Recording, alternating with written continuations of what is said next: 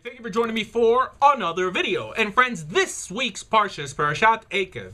And you know what? This Parsha asks the question that, if understood properly, theologically, could put it all in perspective for us. Mainly because it answers a question that many of us have on our heart. And that's, how can I do the right thing? And how can I walk in the ways of God?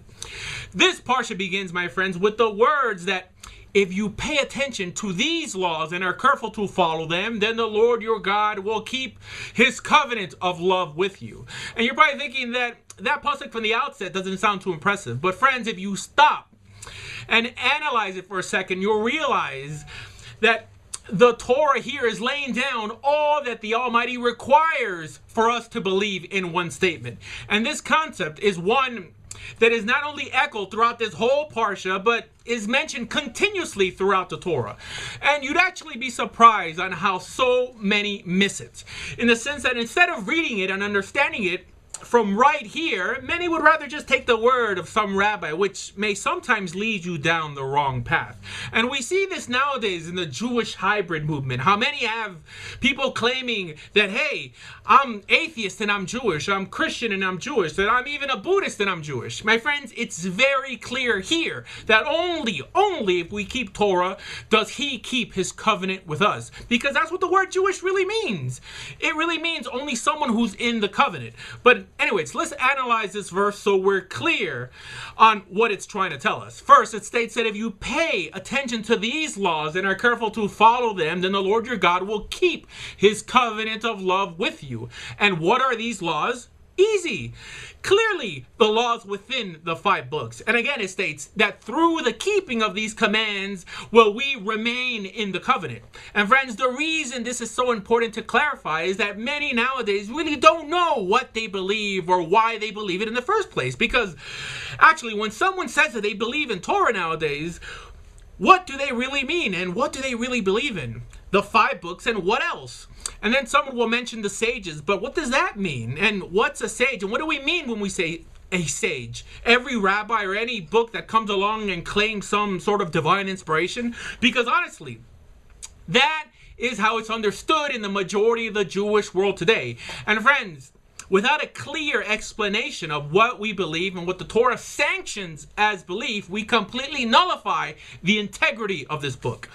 And friends, the reason I'm speaking about this is because till we get this right, we cannot move forward as a people. And again, friends, the reason that this is so important is because it says clearly that by keeping these commands, do we maintain our covenant with the Almighty. And in addition, it says that this is the requirement to reap any good thing from the land, and even the requirement to be able to live a life of blessing. And friends, many may think that perhaps all this is a bit elementary or common knowledge, but I could assure you that it's not for at least the vast majority of people listening. So friends, just like we just read, everything we believe must have its foundation within the commands of these 5 books. Or it's not divine and it's not binding or required by God for us to remain in the covenant or even to reap the blessings contained in this book. In other words, anything that doesn't either confirm or build up what's specifically written in the Torah is disposable. Now, many nowadays would think everything based on the Torah, isn't that Karaite Judaism? And the answer is no, my friends, because first of all, most Karaites tend not to build their doctrines on Torah alone, but also include the words of the Nevi'im and the Ketuvim. And really just stop there, which are works that, according to Torah Judaism, are also subservient to the Torah and only gain their divine inspiration only on how they bounce and confirm their words off the Torah first. And this is why Karaites stumble. Why? Because they stop here. Because they have overlooked one of the most important biblical offices in the Torah. And what's that? The office of the judge. And this, my friends, is one of the main offices needed to be able to understand practical halacha, practical and applicable Judaism in our modern day setting. And the obedience to this office, later known as the Sanhedrin or the Beit Din HaGadol, comes straight from the Torah itself. It states that if cases come before your courts that are too difficult for you to judge, whether bloodshed, lawsuits, or assaults, take them to the place that the Lord will choose. We know that was Jerusalem, right? And there, the judges would adjudicate.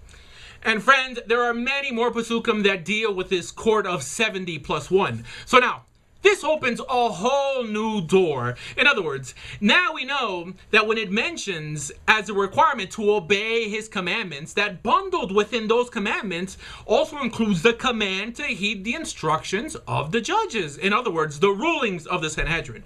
And friends, I really don't want to get off too far off the topic, but this is essential and 100% applicable nowadays.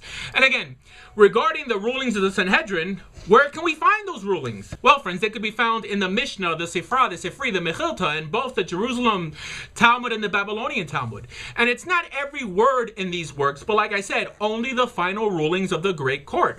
The problem is that for the sake of accuracy, along with the final rulings, these works also preserve the arguments within the courts that transpired among the rabbis to come up with the final rulings. And these arguments and other extra material really make up around 90% of what's contained in these works. In other words, only around 10% of this material really applies to the average Jew today, which brings us into the realm of the Rishon. And within them, the Rambam specifically, who was the first and only one ever to codify all of the final rulings of the Sanhedrin into one work called the Mishneh Torah, a guide for the common Jew to understand practical halacha for himself. So, to backtrack a bit, ultimately, this is what is meant in the first parak of the Parsha, where it states that if you pay attention to these laws and are careful to follow them, it's ultimately referring to the 5 books of Moses and the Mishneh Torah. In other words, Torah and halacha lemaaseh, and everything else is secondary and regulated to commentary. And also in the second parak, it continues, be careful to follow every command that I'm giving you today, so that you may live and increase and may enter to possess the land the Lord has promised on oath to your ancestors. And then it goes on to say, observe these commands of the Lord your God, walking in obedience to him and revering him. His commands, his Torah, not books and ideas that no one knows who wrote, which includes about 98% of what is known as practical Kabbalah nowadays, which, if you ask me, is the main reason Judaism is so socially and ethically irrelevant in the world today, because people took a purposeful world-impacting religion and tainted it with ideas that are self-destructive. And this is why we need such a group like Dordea today to detoxify Judaism.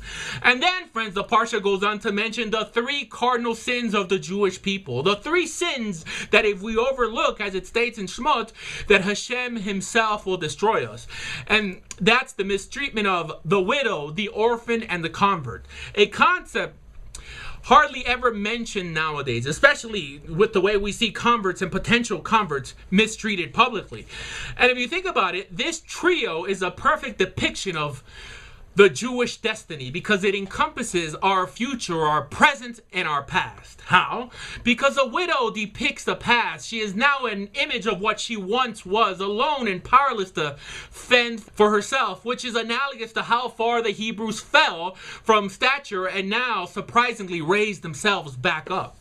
An orphan depicts the Hebrews here, virtually all through the Torah, full of life but confused, finding it difficult to trust and without the proper hope to keep going, but we see that they do.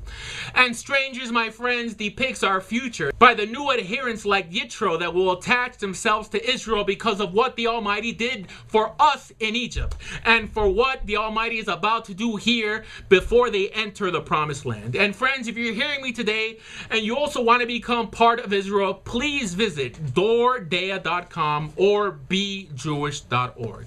Thank you.